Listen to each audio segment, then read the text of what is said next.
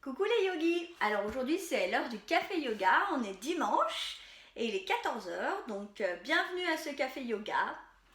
Alors je vais répondre à une question que Magali, une de mes élèves, m'a posée, donc c'est pas du tout moi, concernant les bienfaits du yoga.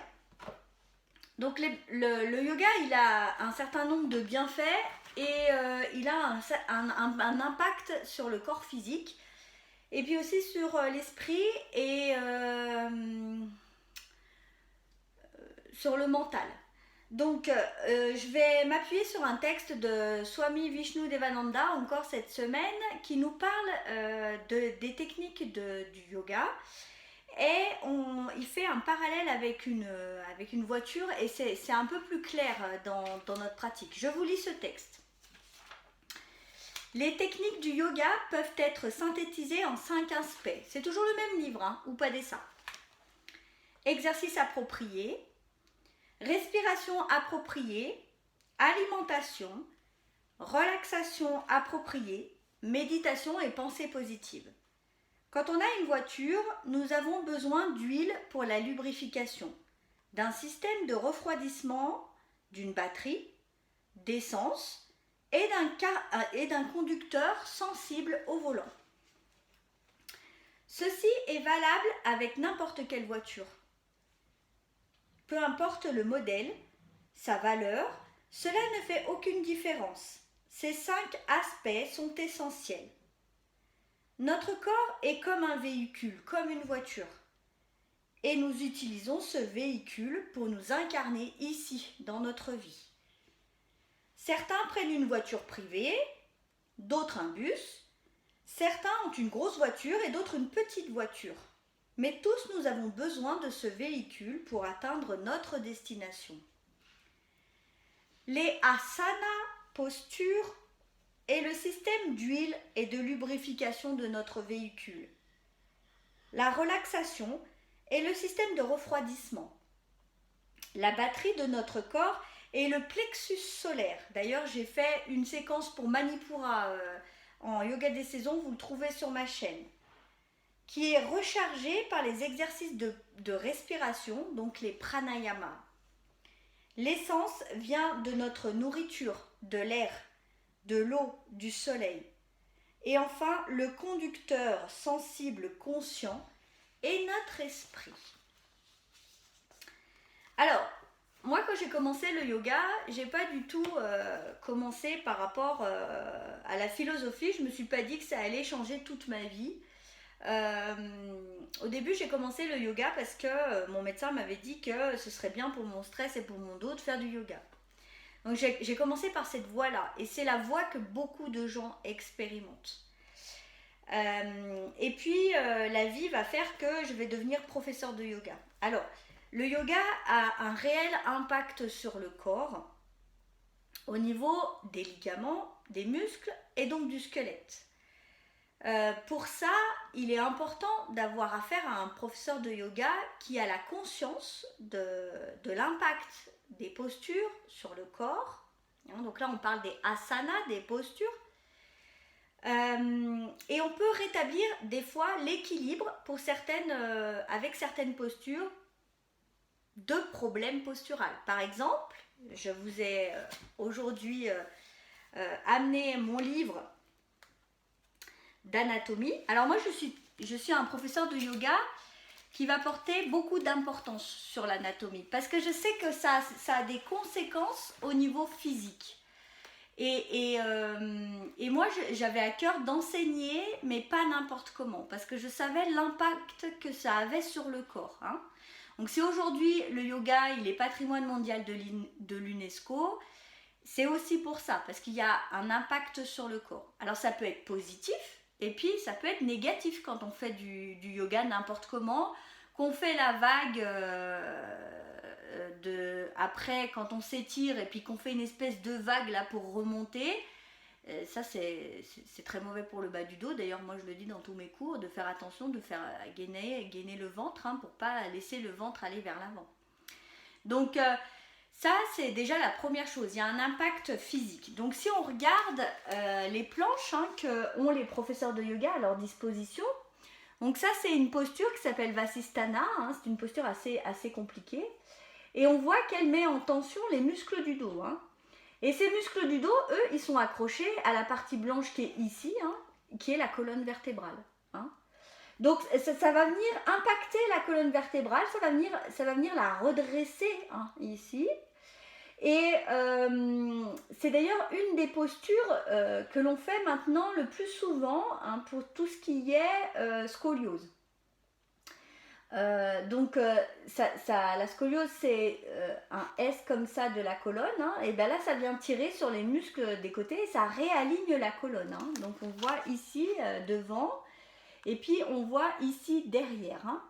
Donc ça, c'est assez important de comprendre que déjà le yoga a un impact, a un bienfait sur le corps.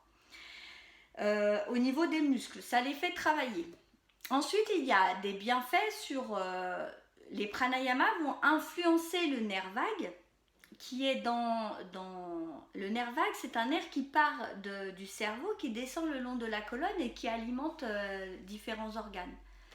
Ce nerf vague, il va aussi être sollicité et il va solliciter à son tour le système nerveux sympathique et parasympathique. Donc là, on a encore une influence parce que quand on s'oxygène, quand on fait entrer beaucoup d'air en nous, d'oxygène nouveau dans les pranayamas, eh bien, on va influencer ce nerf vague. Donc, ça va influencer le cœur, ça va influencer l'estomac, ça va oxygéner les organes, etc. Les cellules, donc on a une chimie. Donc, je ne vais pas rentrer dans le détail de chaque exercice parce que c'est un peu long.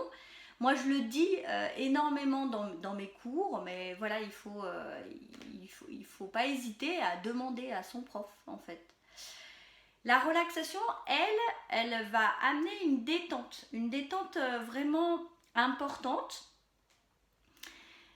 parce que le muscle se contracte et se relâche et puis avec le temps, il va se relâcher un peu moins bien. Donc non, on vient chercher là dans la relaxation à détendre encore un peu plus ce muscle, à garder vraiment un espace de détente très important. Et puis, ça va faire baisser, ça va activer le système nerveux qui va faire baisser le stress. Donc forcément, ça a aussi un impact à ce niveau-là. Ensuite, il y a l'alimentation. Donc, quand on a fait ces trois gros pôles-là, c'est-à-dire posture, respiration et puis détente, on va, si on persiste dans le yoga, aller un peu plus profondément dans le yoga. Et là, qu'est-ce qui va se passer ? On va déjà s'alimenter différemment. On voit qu'un yogi qui a déjà 4 ou 5 ans de pratique s'alimente déjà plus pareil que la première année. Pourquoi ? Parce qu'il a une grande conscience de ce qui se passe dans son corps et ça va amener une meilleure hygiène de vie. Il va mieux sélectionner les aliments qu'il va ingérer et il va avoir aussi une alimentation beaucoup plus régulière. Il va réintégrer des choses qui vont lui apporter des vitamines, quelque chose. Au début, il a l'impression de manger plus sain. Mais voilà, il va changer comme ça quelques petites choses. Et puis ces petites choses vont aller de plus en plus... elles vont être de plus en plus importantes.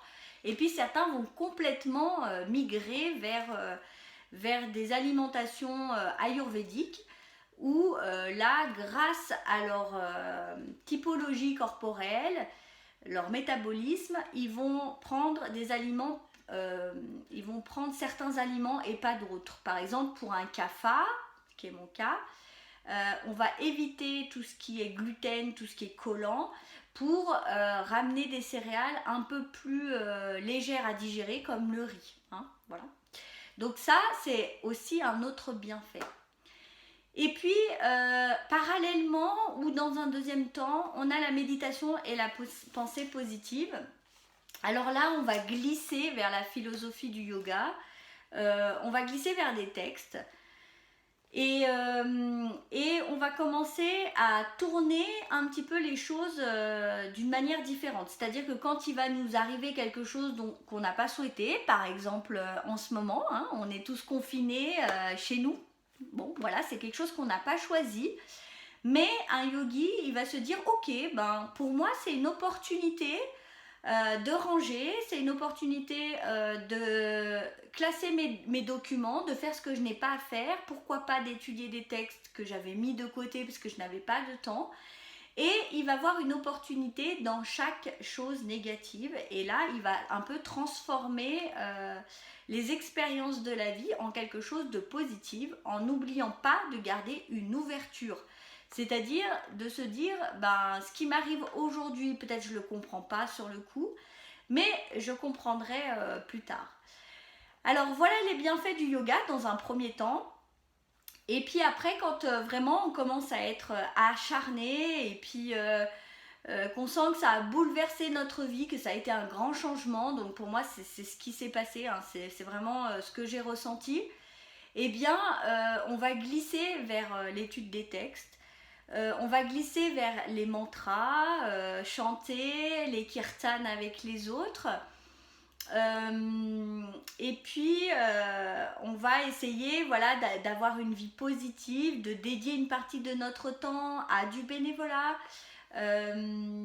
Et ça va amener beaucoup de bienfaits aussi spirituels dans notre vie. Et alors là, c'est fini, vous ne pourrez plus lâcher le yoga parce qu'il est à l'intérieur de vous et ça fait partie intégrante de votre personnalité et tout change. Et à ce moment-là, ça devient une priorité dans la vie. Vous savez que c'est votre stabilité, c'est votre ancrage, c'est vraiment ce qui va vous maintenir en place, comme un phare. Moi, j'aime bien cette image du phare, où le phare, il est bien en place, et puis quand il y a la tempête autour, ben, les éléments ont beau se déchaîner, le phare reste en place. Donc ça va être le socle du yoga, les deux pieds dedans. Et ça va vous maintenir fermement ancré dans la vie. Et après, vous allez mettre en place une sadhana. Donc la sadhana, c'est quelque chose qu'on fait tous les jours. On dédie une partie de notre temps au yoga. Donc quand la sadhana est complète, eh bien, le matin on se lève, on chante, on médite, on fait des mantras. Et puis après on fait des postures. Et le soir, pareil, on revient à quelque chose de mantra avant de se coucher, quelque chose de plus spirituel.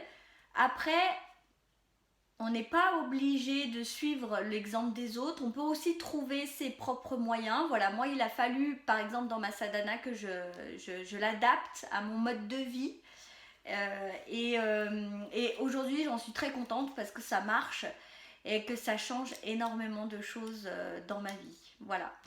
Donc voici, c'était le café yoga sur les bienfaits du yoga. Et j'espère que vous pourrez trouver votre voie dans le yoga. N'hésitez pas à m'envoyer des commentaires si vous voulez que je parle d'autres choses dans les cafés yoga. Mais n'hésitez pas aussi à me donner de vos nouvelles ou à me dire ce que vous avez pensé de cette vidéo. Ça me fait toujours très plaisir de vous avoir en direct. Et vous savez que je réponds en plus toujours parce que c'est vraiment une grande chance pour moi que vous écoutiez ces vidéos et que peut-être ça puisse vous aider dans votre vie. Je vous souhaite une bonne journée, un bon dimanche et namasté. Prenez soin de vous. Om Shanti Shanti Shanti. Om Pe Pe Pe.